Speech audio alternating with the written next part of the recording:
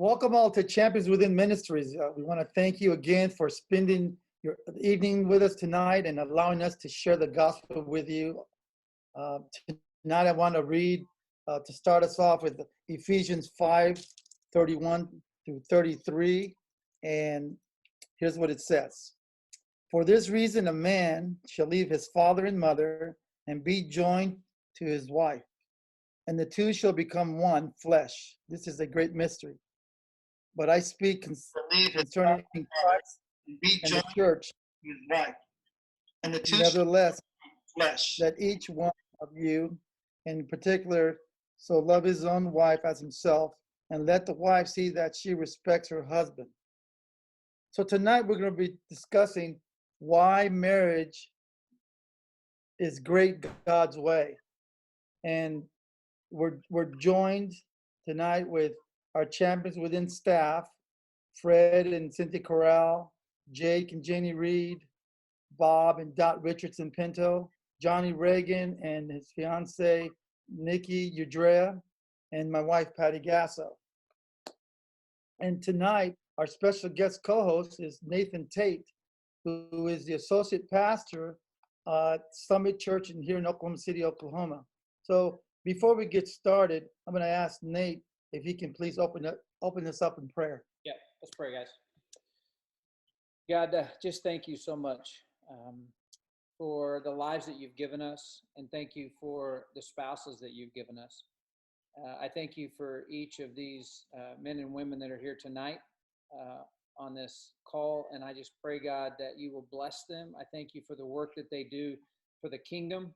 And I pray, God, that you will just teach us what it looks like to have a great marriage, not settling for mediocre or just good, but God, for a marriage that is strong in you, that first of all, God, we are becoming the people we're supposed to become so that we can be the husband and wife that our spouse deserves.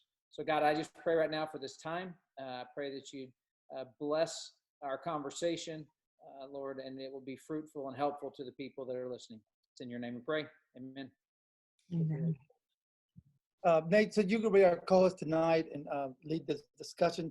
Can you tell us about yourself, please?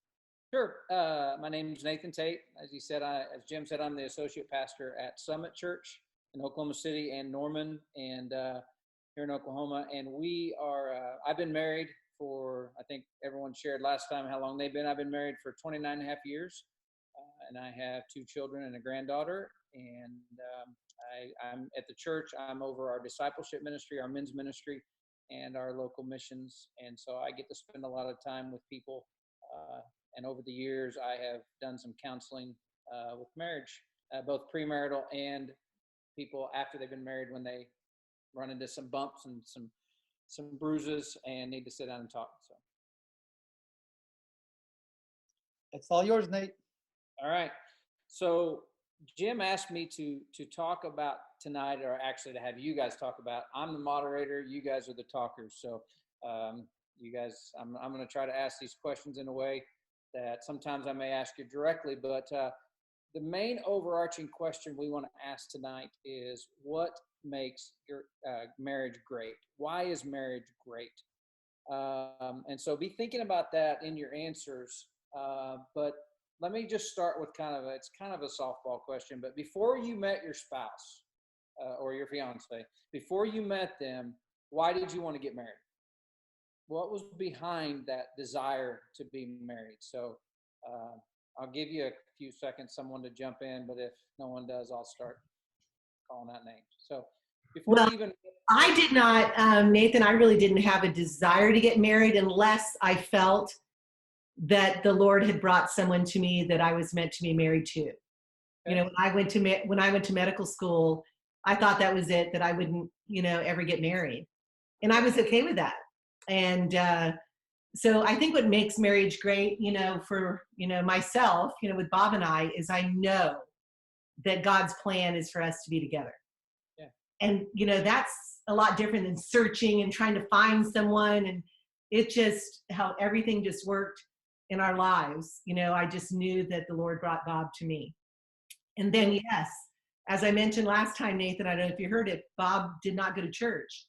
So it'd be nice to somehow hear from him, you know, kind of what made him start wanting to go to church and to seek God more, to become an ordained minister. You know, that's like, you know, it's been pretty amazing. Yeah, yeah. Bob, what do you have an answer to that? Or? I love my wife. That's my answer. You what? I love my wife. That's my answer. No, why'd you go to church? And I started actually, God and seeked him. I think, well, I grew up Catholic, so, and I stopped going to church a long time ago. And then I guess what really made me go to church was because I felt bad that she was going alone. So I thought, if I want to be a good husband, I better at least try. That's really what brought me to church.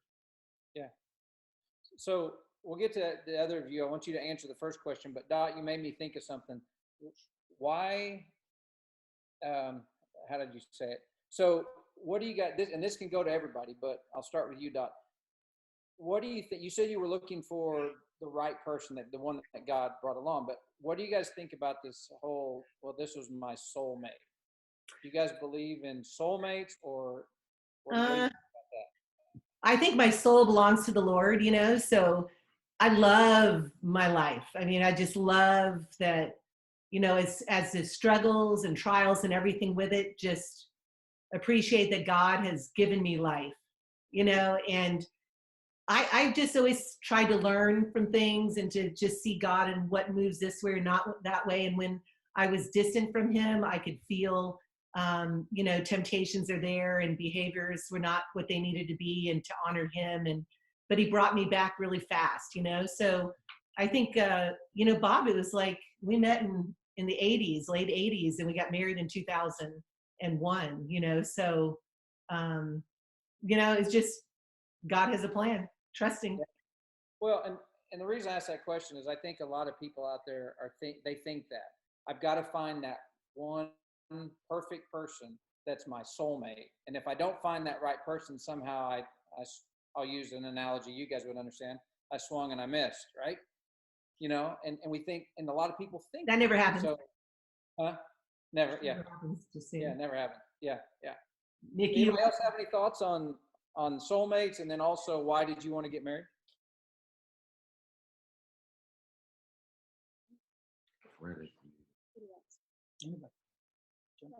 I will. I'll jump in. I'm sorry.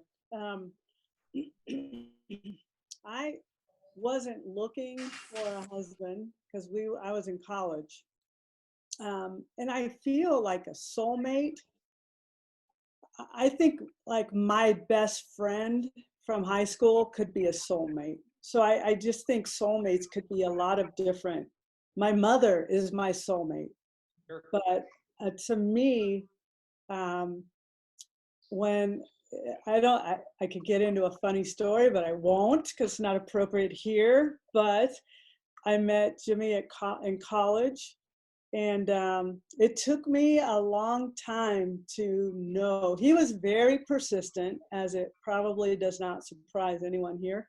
He was very persistent, and I took it a little bit. I wanted to take it very slow. And again, there's a big story behind it, but how I knew that this was the man I wanted to marry was we went on he came with us on a family trip, and I got to see him around my family and just in a different environment. And at that time I knew this is the guy I want to marry, but we had so much in common. We had love for sport. We had, he's funny.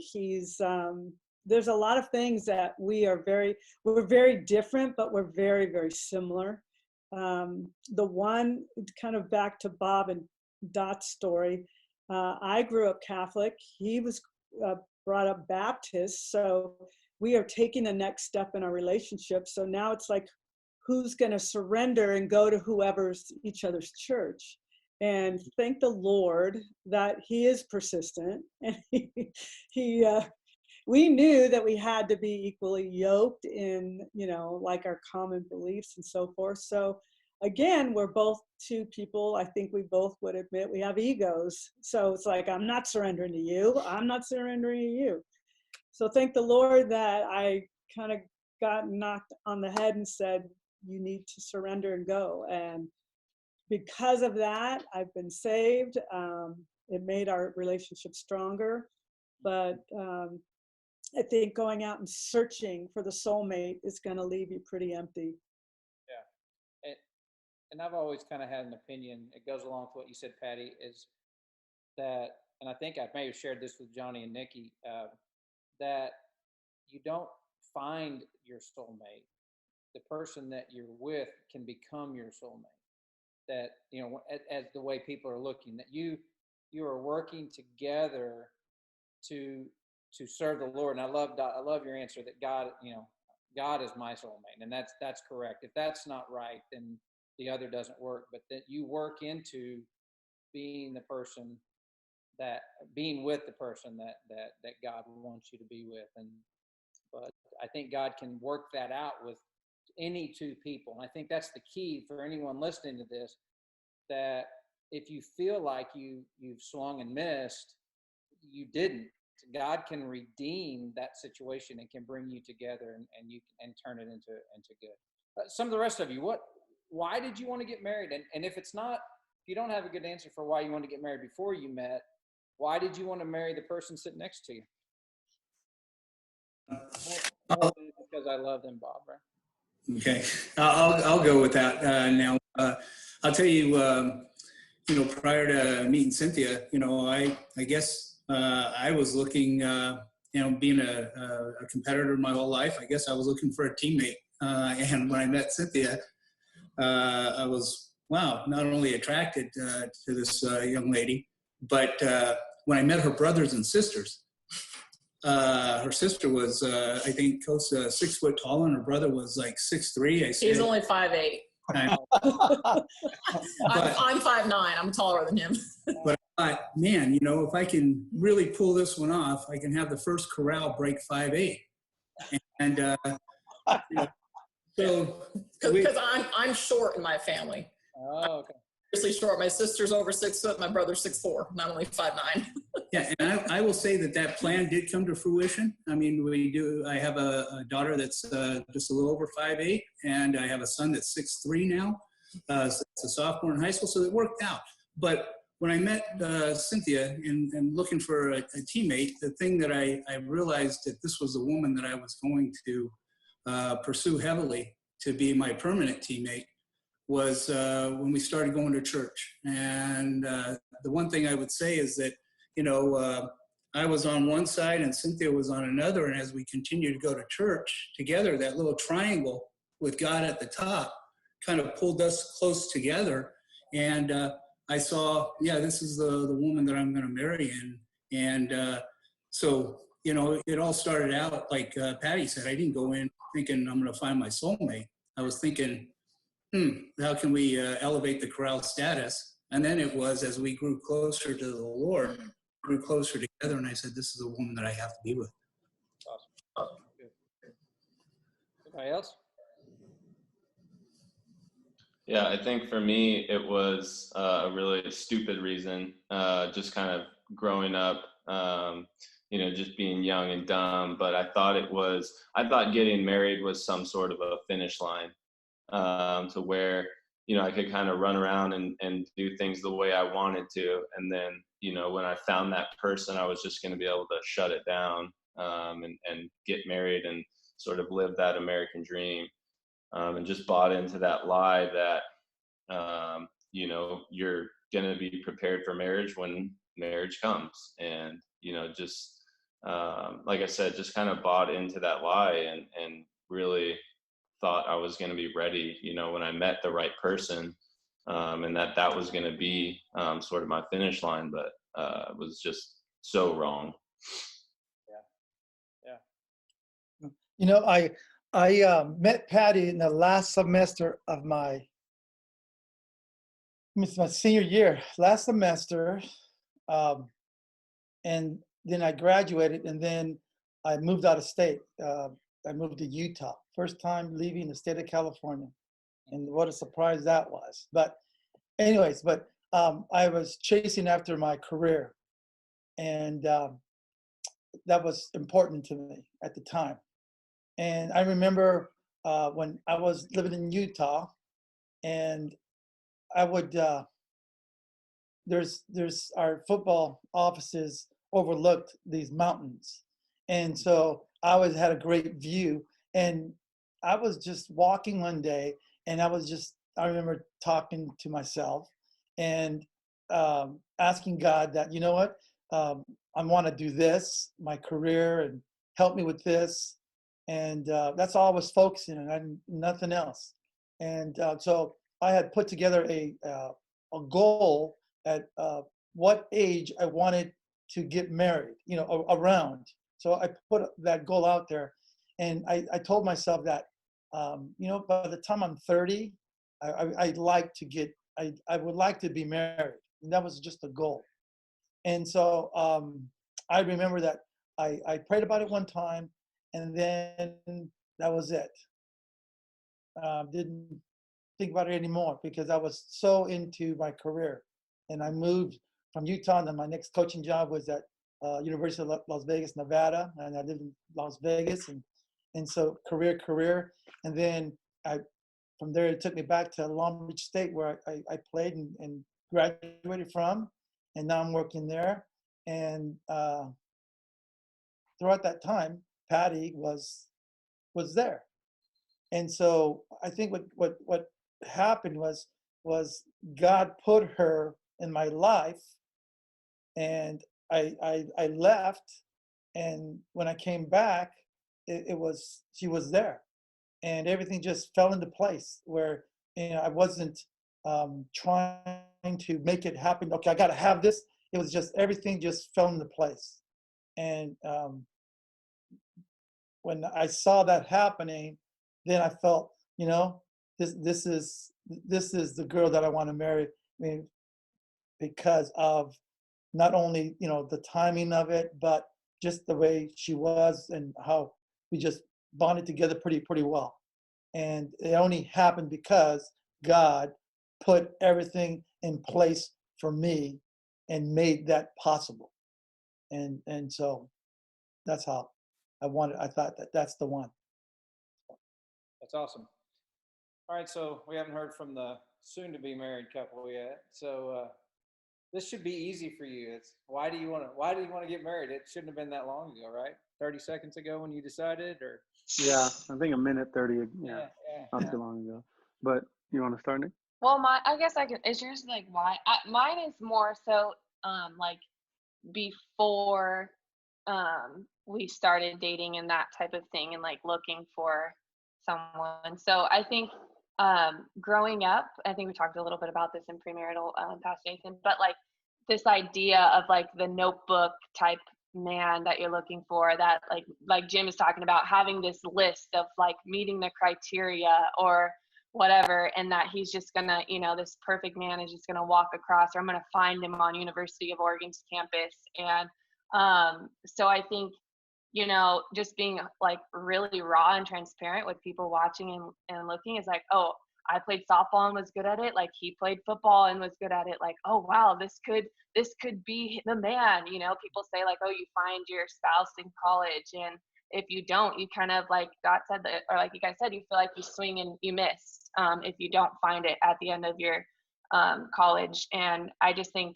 that was kind of like the real reason. I think I don't know, a little reason, just being raw, like that we started pursuing each other, is like, oh, this could be a good thing. Like you're really good at your sport, I'm really good at mine, and I'm attracted to you, you're attracted to me. And like, I don't really think I thought about marriage, and I don't think I was seeking God in our relationship at all in the beginning either. So it wasn't until after like I came to faith and started really actively pursuing the Lord that I was like, wow, like I want to be with Johnny because I want to like seek God and like share the gospel with him and like advance God's kingdom with him.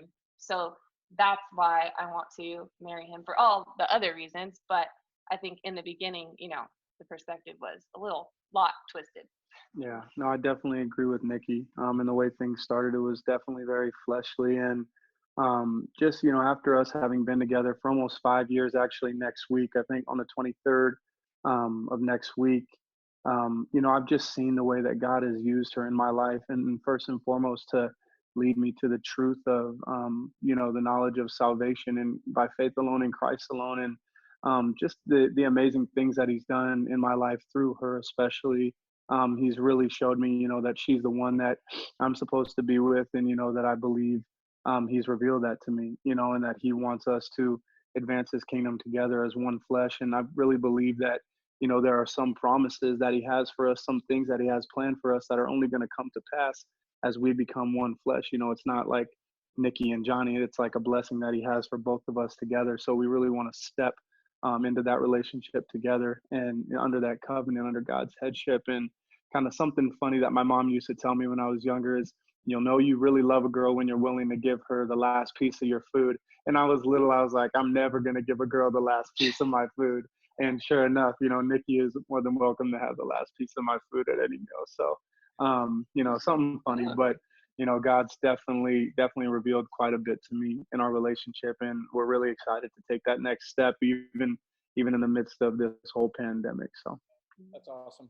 I want to share something to people. This won't apply to you guys, but to maybe some people out there that are single, that are looking, for someone. Our pastor a few weeks ago shared something. Todd shared something in a message, and he said, if you want to know how to find the right person, you run after God as hard as you can, and then look over to your right and look over to your left and see who's running beside you.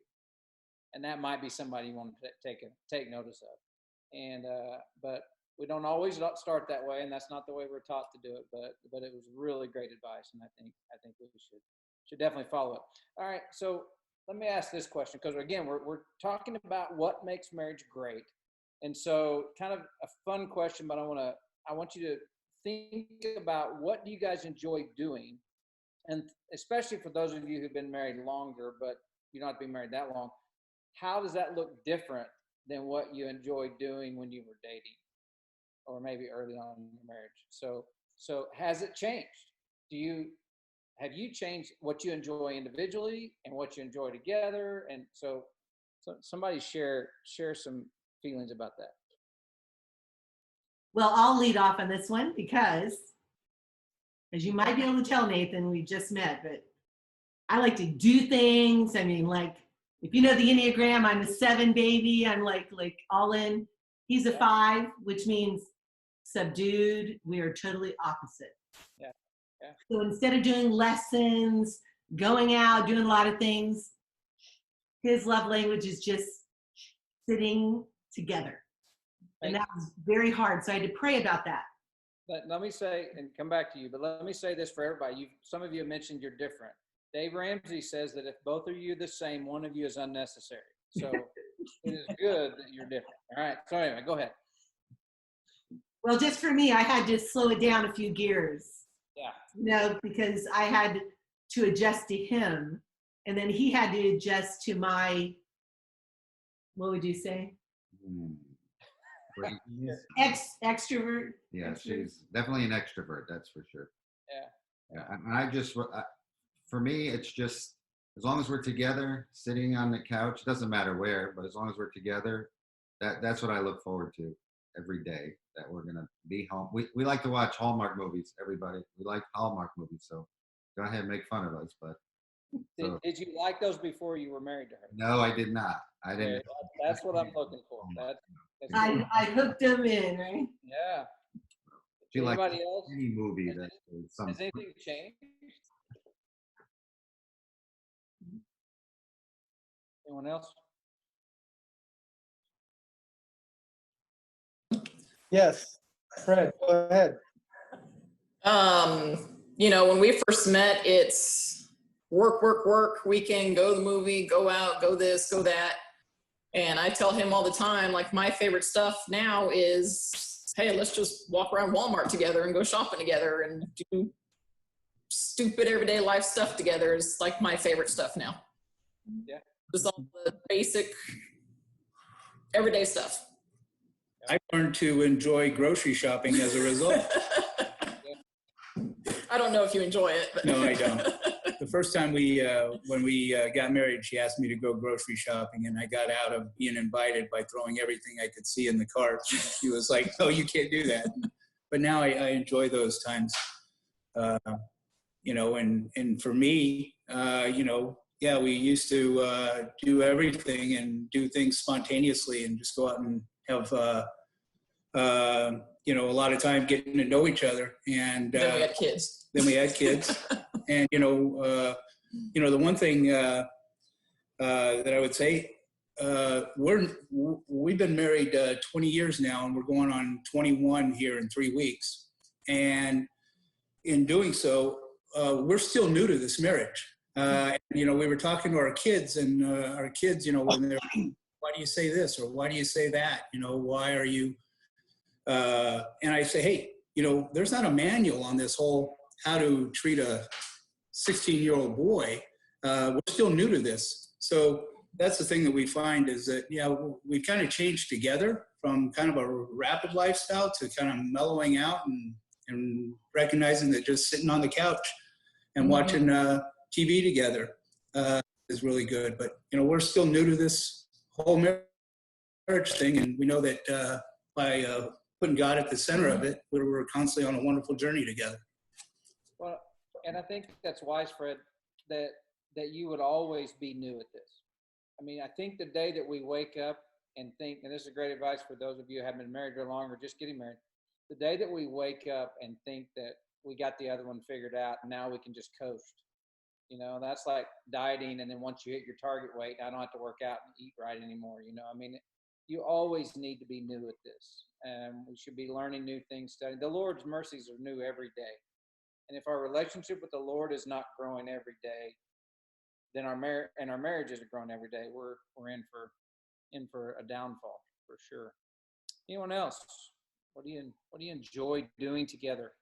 That makes, you know, Patty and I, for me, I really enjoyed those times when we would take a break from our jobs. You know, we were both being coaches, and we would pack up our car and go to the lake and spend 2 weeks out in the middle of nowhere, and just enjoy that scene, and just to refresh ourselves and have fun hanging out with each other. And then we had our kids, and then our kids started coming with us, and those moments were very precious.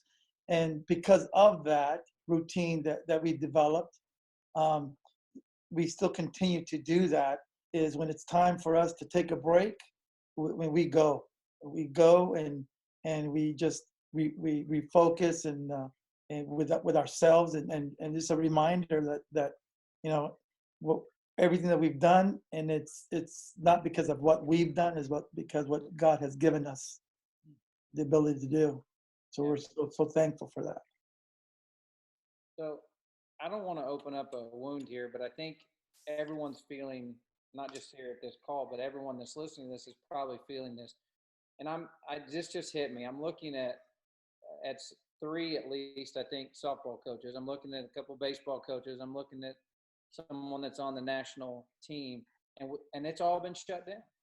I mean, we're supposed to be getting ready to watch you guys go play in the World Series, and you guys get ready for the Olympics, and that, and whatever. And even if it's not sports, it could be anything. That this whole quarantine and pandemic has changed everything, right? And that can have an effect, because that's what I mean, if I'm not in that world, but that's what you guys do, right? Right now, that's what it's May. You're supposed to be playing softball, right? You're supposed to be going to the Olympics. Can that have an effect on your relationship with your spouse? I mean, because now, I mean, and it could, I don't want to just make this negative. I mean, it could actually have a positive effect on, so what's some things you've learned throughout these 2 months that have been a blessing for your ministry, for your marriage, in spite of the fact that your world's been turned upside down, literally right in the middle of your season? Janie, how about you? Yeah, I actually did an interview not too long ago, and they were kind of, trying to get out of us and me, like, how much of a disappointment this must be for both of us. And, and honestly, through this whole time, like, I think we've been really fortunate. We had some family friends that provided a place for us to stay, and a lot of unexpected things. We didn't know where we were going to live when we got sent home, so God has really like come through in a lot of different ways. But it's been a really unexpected, sweet season for us. I think that thankfully we learned about a year before we got married, or a year and a half before we got married, that we were nothing without God. And so thankfully, like, from the moment we got married, we've built our foundation on Jesus. And I think because of that,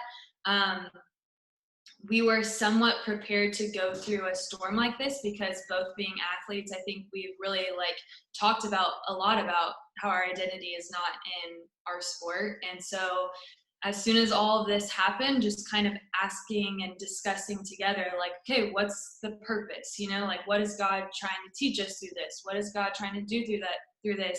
What are the idols that he's revealing through all of this in our lives? And so it's been like a really cool time for us to navigate that together. And I think that, like you're saying, like, it could have easily gone in the opposite direction of both of us feeling that both of our schedules have been uprooted, and we're both angry, and we're trying to compete with whose schedule, change was worse. And I think you can definitely go down that road very easily. And I remember, like, in the very beginning, like, when we were trying to navigate, like, where should we go? What's going to be best for training? There was like a day where I was like, I feel like you're not valuing my training, as a hitter, you think pitching is more important or something like that. But like, definitely like coming and finding like common ground, and really just seeking the Lord in an unknown season together. So I think it's been a really cool time for us personally. One thing I love that you said is that a lot of times you hear us talk about in marriage that there has to be surrender, and there has to be preferring the other person. And I love that in the midst of this crazy season that we're in, you guys were able to actually use that to figure out how can we work together in this. That's awesome. Anybody else? Any thoughts on that? How this season has affected you in a good way? Yes. I can add, yeah, it's a tough time, and especially when you think a lot of people have had an even tougher time, with catching the virus. But one of the things that I know, and Janie tested a good bit, is that when Christ is at the centerpiece, a statement that I believe in wholeheartedly, and we talk about not only with together, but we talk about with our athletes. If you change the way you look at things, the things you look at change, and and that's definitely become evident when Christ is at the center. The 8 weeks that I've been at home, one of the things that I realized is I've spent more time with this wonderful person of mine than I have combined in 8 years. I'm generally out recruiting, generally out there playing. I got to spend Father's Day at home. I got to spend Mother's Day at home. I got to spend my birthday at home. Father's Day is next month. Oh, well, I got to spend a lot of play time with my family that I normally wouldn't have. So, the way that we've looked at it is, that we know that God's in control, and we know that this soon will come to pass. And the benefits of it is I've got to grow more so with my wife and my family. And the wonderful thing is, with all the time that we spent, they still like me. And that's a wonderful thing. Good. That's good. Awesome. Yeah, I mean, it's so easy to see. From the church world, I've heard this. Well, it's terrible that we can't meet for church. And, it is, I miss people. I miss being with people and having that community. But the church hasn't stopped being the church. I mean, as a matter of fact, I was watching a webinar a few weeks ago, and J.D. Greer and some others were on it, and they were talking about how there's more of an opportunity with you and your neighbors than you've ever had before. There's people on your street and people that you're seeing when you're outside walking or whatever, and I think it's the same with marriage. God has driven us back to our home. And if you have kids at home, it's driven us back to our home to actually spend time focused on our families and on our marriages. And so rather than see it as a negative thing, now I do recognize there's people out there that being in the same space, it has been some very negative things for them, and we're not trying to make light of that. But I think it's from a spiritual standpoint, we have to see this as a way to press into that relationship with the Lord and relationship with our family, and I think it's important that we lead well. So that kind of transitions really well to this next thought or question I have. Again, as we're asking what makes marriage great, foundationally, what are the non-negotiables for you in your marriage? We're looking, it doesn't have to just be spiritual, but obviously this is a spiritual thing. We want it to be spiritual as well. But what are the non-negotiables for the foundation of your marriage? Nikki and Johnny, I expect you to have a list of this because I gave them to you. So, no, I'm just kidding. Do you mean like faithfulness, honesty, trust? Yeah. Don't be yelling at me or demeaning me or not valuing me. And I'm just so blessed that Bob is not like that. I mean, I think, we're heading into our 19th year together, and it gets better every year. I mean, everything, sex gets better, and just our communication gets better, and just understanding him better. And, it's just really fun, when you find someone that you want to live the rest of your life with. And then when there are arguments and disputes, you realize, well, I love you anyway, right? It never gets to a point where it's personal and demeaning and physical, or, you know what I mean? Like drama, that stuff. And so I know I have to wait for an answer with him because he needs to think about things and process things when I want it now. Like, you just get to know each other, just like Fred and Cynthia were saying. It gets better and better as you get to know each other more, and you're just tolerant. And I'll just say sometimes if it's not fun, I'll just say, it doesn't have to be like this. It doesn't have to be like this. But I probably irritate him more. But anyway. How important is it to you to know, and this is to both of you or any of you, but how important is it to you to know what you just said, Dot, is huge, that we're not going anywhere. This is, we're going to work anything out, right? Mm-hmm. How important is that for you to know that, to hear the other person say that, Bob, or for any of you to know that your spouse is there, and no matter what comes your way, you're going to work through it? Well, I think it's important. It's very important. It's probably the most important thing, or the most important foundation we can have, that we know we're going to be together for life. So whatever comes our way, we have to work it out. We have to get through it together. You know that. It's you mentioned before about I was just reading today, not to make light of all this, but depression is up and suicides are up, and spousal abuse is up, and it's sad. I just don't know how anybody during this time, if they don't have Christ in their life and their marriage and their relationship, how they get through it. I don't understand it. Anybody else? What are your foundational things, the things that you say we have to have this, or else we're not going to get through the stuff we need to get through? Mm-hmm. I think when we were speaking, Pastor Nathan, a few months ago, and we were going through that, whole premarital counseling session, one of the things that Nikki brought up, and I mean, it's kind of cliche, but it's love, and looking at how God expressed his love, for God so loved the world, he gave.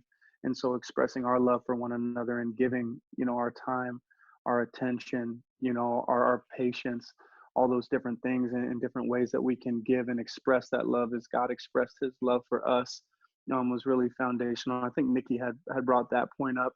And then, faithfulness and just trust, to be able to know that, we're united. And one of the things you had mentioned that really stuck with me, because, a lot of people say, oh, we need to be, 50-50, like we're in this together. But you had mentioned, it's 100-100, and I think that's so crucial in marriage, even as we're, obviously not in it yet. We're getting ready to be in it. But, being able to give all of myself, obviously to God, and all of herself to God, but being able to give all of myself to her and all of herself to me, to be, 100% in it together.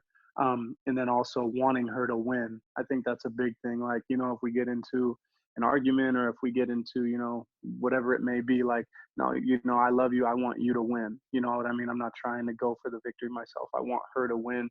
And so I think those are just a couple core foundational things that would really help a marriage be strong, and hopefully, get to implement those in our marriage and see it bear fruit. So it's awesome. Yeah, I think for me too, and for us, is really allowing the scriptures to sort of draw those lines, or really show us what faithfulness really is, or what forgiveness or anger, and what those things are, instead of sort of just this term that we use in society, but really, what is it? What is faithfulness to my wife? In its deepest sense, Jesus tells us it's in our heart, that the sin of adultery is not adultery, sorry. It's not just the act, but it's thinking or looking at a woman lustfully in my heart. And so allowing the Bible to really dictate what those things mean, what forgiveness means, what it looks like modeled by Jesus. And like I said, really using that to go to, as far as what that looks like, drawing those lines in our lives. Yeah, that's good. Yeah. And in like manner, everything that Johnny and Jake said falls in place. But one of the things, for us is, we know that we have to have communication, and I spoke in front of a bunch of coaches about the same thing. As a head coach or as an assistant coach, if you don't communicate with your assistants as a head coach, and you say, hey, I'm hiring you to do our pitching, and you run with it, it's your baby, that doesn't work out very well. They say, well, I'm not going to be a micromanager. Well, I don't want to be a micromanager of our marriage, but in the same sense, as an assistant, I got to make sure that the head coach knows everything that I'm doing, and I'm doing it within the framework of our team and our team's plan. If it's not that way, then it's when something crashes, well, the pitching's not doing so well. Then I'm going to go find someone else, or they start thinking about someone that could probably do that job a little bit better.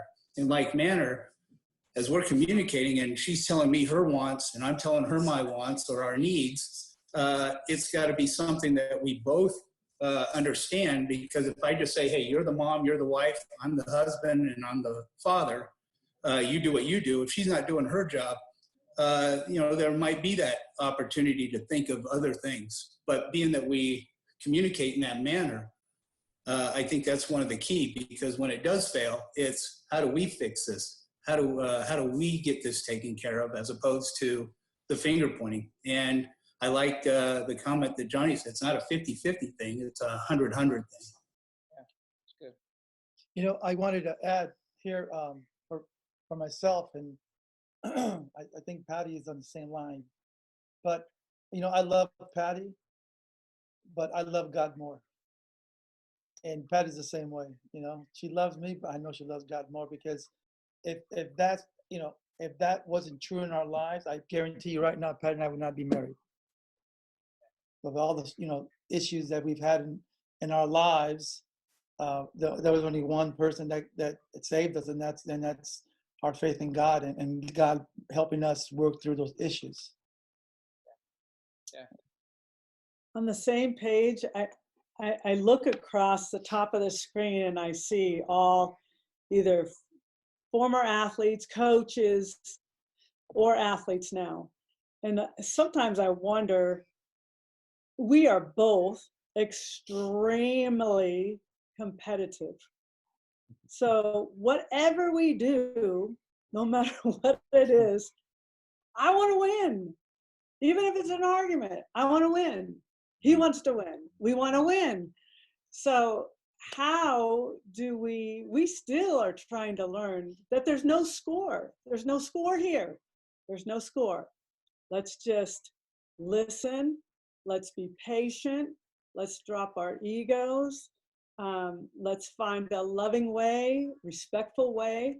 But we are all, at least us, we are so geared to win all the time that sometimes I'm like, I don't know if two athletes should be together.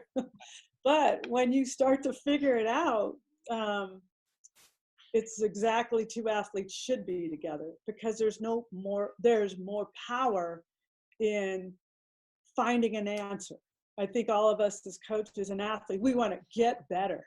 We want to find an answer. And as rough as it can be sometimes, we always try to find the right answer. And that's what's kept us together as well. And the answer, obviously, is through God and his answers to it. He is the one that comes into our lives saying, stop what you're doing. Always. So we know our answer is Christ, and that allows us to, we're very persevering with things, and it gets tough, but ultimately our eyes are in the right place. Yeah. What's the score though, Poppy? What do you think? Move it on, Jake. No, another one of our pastors, Chad, he says this a lot, and we've talked about marriage, and this will relate. You guys will relate to this as athletes, but he said he and his wife look at each other. My wife and I, ours is always, hey, I'm not fighting with you, and I'm not going anywhere. Those are the things that we say to each other. But he always says, hey, same team. And that's how two athletes can be together when you're on the same team. And you guys have seen that as you all work together as a team to do that. So, yeah, and I obviously believe as a pastor, it's expected of me. I say this in premarital counseling, but Christ at the center of your heart and your life is the only way that you can be the spouse that your spouse deserves. They deserve to have you completely surrendered to the Lord. And until you're willing to do that, there are marriages out there that don't have Jesus and they still stay together. And some of them have good marriages. But I believe if you're going to have a great marriage, it's going to have to be two people who are surrendered to Jesus Christ. And when that happens, here's the beautiful thing. I believe that when that happens, he can take anything that comes your way and he can redeem it, and he can make things work, and he can bring you together. Before we wrap everything up, this is kind of I don't want to skip this question. And so the question is that I'm going to ask the general question, and then there's a specific question. I really want you guys to answer this. What brings you joy in marriage? But here's the underlying specific question. When you look at your spouse or your fiance, what makes you smile? What makes you smile? That smile makes me smile. Nice. See, look. Yeah, good. Oh, just looking at him and just feeling the calm, and just how the Holy Spirit is in him, and there's just this joy. And that's when if things aren't there and the joy is not there, it's like, doesn't have to be this way, we just get recentered again. So it's great. Yeah, it's good. What makes me smile when I look at Patty is I know that she's saved, and we're going to be in heaven together. Agreed. That's good. Amen. That's good. Anybody else? What makes you smile?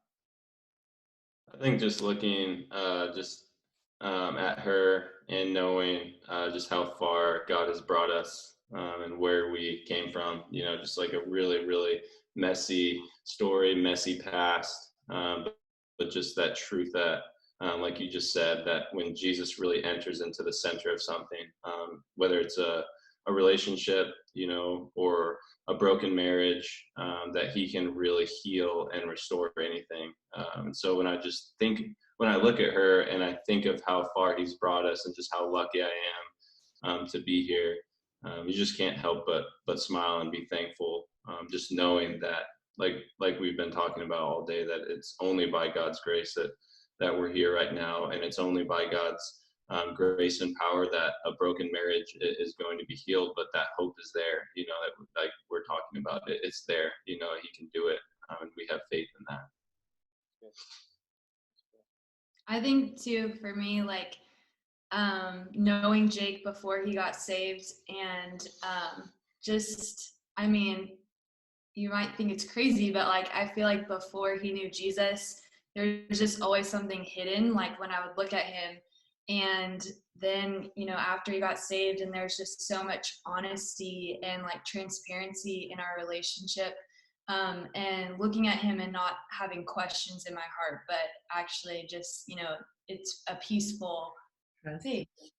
And so I think it makes me smile he went from being someone that I felt uneasy around and didn't know if I could trust to like the kindest person and most honest person that I know. Awesome. Nikki and Johnny? Yeah, I agree with Jake a little bit. Just seeing like how God has worked in our lives and just total transformation of myself, my life, and then Johnny's life makes me smile and can't help but think of like just God's faithfulness and that our relationship will always be a reminder of that. But then I like to laugh and have a good time, and just like knowing Johnny's sense of humor, and just if I do something and just looking at him and already knowing what he's gonna, like his reaction is gonna be, like makes me smile. So even right now, just thinking like what he's thinking, you know, that makes me laugh and makes me smile. So yeah, kind of just to piggyback off Jake and Nikki, you know, we didn't have, you know, the ideal start to our relationship, and it was definitely, you know, very fleshly, and God took us and redeemed us, and he took what was, you know, broken and made it new. And you know, every time I look at her, it's just, you know, a reminder of that. And it's easy to get caught up in the hustle and bustle of things and to forget really where, you know, God has brought us from and where he's brought us to. And, you know, it's just that gratefulness, knowing that, you know, he cares about all the little intricate details of our life so much. And, you know, that he didn't give up on us, even though we, you know, weren't acting in alignment with, you know, what his will probably was for us at the time. You know, he pulled us out of the pit. And I think it's in Psalms 40, but David says, you know, you pulled me out of the slimy pit, out of the muck and mire. And a slimy pit, you know, you think of it's not like just a regular pit where you might be able to climb out. It was a situation where you couldn't get out of yourself. And for me, I was veiled, you know, to the word of God, to the truth of his word. And he pulled me out, and he used Nikki to do that. And I'm grateful. And, you know, it's just that joy that I see knowing where we were and where he's brought us to when I look at her. That's so good. So good. Fred and Cynthia, bring us home. What makes me smile is knowing that he has my back on everything, and anything outside of this house, he is going to protect me. I feel safe. Well, that's a wonderful thing, I guess. And we have the same sense of humor. He makes me laugh. You know, and, you know, we had a gentleman come in to talk to us as a coaching staff, and he was like, he asked us, you know, thinking about a medal, he says, what's your greatest achievement? And, you know, I'm thinking about that, and I was the first one to answer. They asked me to answer, and I said, well, my greatest achievement would probably be that I got Cynthia to marry me. And I said, you know, that's probably, you know, above all things that I've done, probably my greatest achievement was to get this woman to say, yeah, I do. And then the next guy answered, and he talked about his no-hitter that he threw, and I went, oh, no, they wanted the athletic stuff. But in all, you know, that's the way that I see it. And every time I see her, I see my, you know, my second greatest victory, because Jim brings up a very good point in the fact that we love each other, but we love God more. Yeah, that's good. That's good. I think it's so important that we can look at our spouse, and not only it makes us smile, but we're always making sure that we're making them smile. That we look at their countenance, because that will tell you everything about what's going on in their lives. And I think it's so important that we practice what we just did, which is continue. And I tell people, you need to tell each other what we just did, you know, not just in a webinar, but My wife is a realtor, and today she was we were at a house here in Oklahoma City area, and we went out back. She goes, "You've got to see this tree in the backyard." So we went out back, and guys, I've been to India and seen a tree this big. It's the only other time I've seen a tree this big. This tree was probably 10 foot in diameter. It was 40, 50, 60, 70 feet tall. And we're talking in a neighborhood in the house. The canopy of this tree completely covered the backyard. And it was, I walked off one side, it was 45 feet. One side was 45 feet, and the other side was about 30 or 40. So we're talking a 70, 80 foot canopy over this tree. And my wife looked at me and she said, "I want it." I just said, "What are we going to do? Dig it up and put it in the truck? I mean, that's not going to work." And I said, "You just had an incredible illustration, and I'm going to use it tonight." And that is, I say this all the time to people, that my wife and I, what we have, you can't have until you put in 29 and a half years of work. It's the same. I can't have what Jim and Patty have until I get to 34. And hopefully through all those things I've gone through, good and bad, I can have that. And I have to plant it, and I have to watch it grow, and I have to help it grow.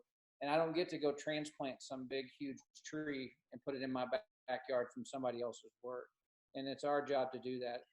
The funny thing about that is that's the exact opposite of what Jesus did for us. It's been mentioned several times in here, but Ephesians 2 tells us that it is by grace that we've been saved through faith, and this is a gift from God. It's not based on anything that I've done.